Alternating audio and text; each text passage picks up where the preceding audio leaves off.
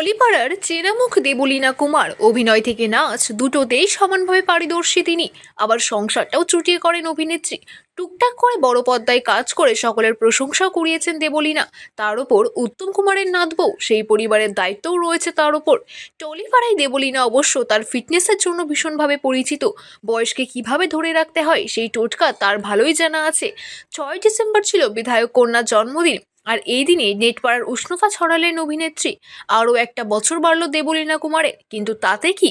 তার কাছে বয়স শুধু একটা নম্বর। আর এই বিশেষ দিনে নিজেকে বোল্ড অবতারে তুলে ধরতে ভুললেন না অভিনেত্রী। এদিন কালো রঙের ব্রা এবং ডেনিম শর্টস পরেছিলেন। ব্রায়ের ওপর ছিল কালো রঙের বোতাম খোলা শার্ট, চোখে সানগ্লাস।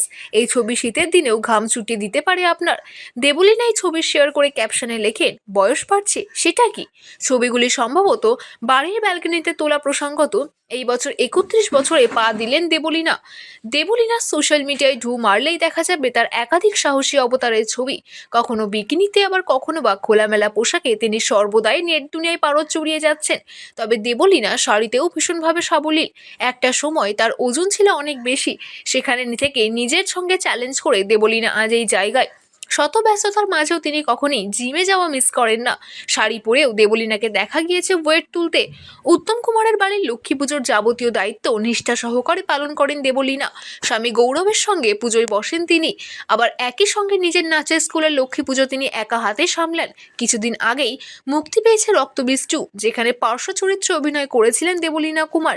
এছাড়াও রাস ছবিতে মুখ্য ভূমিকায় অভিনয় করতে দেখা গিয়েছে তাকে। সোশ্যাল মিডিয়ায় ভীষণভাবে অ্যাক্টিভ দেবলীনা নিজের জীবনের ছোট ছোট মুহূর্তগুলিকে ভাগ করে নেন সকলের সঙ্গে।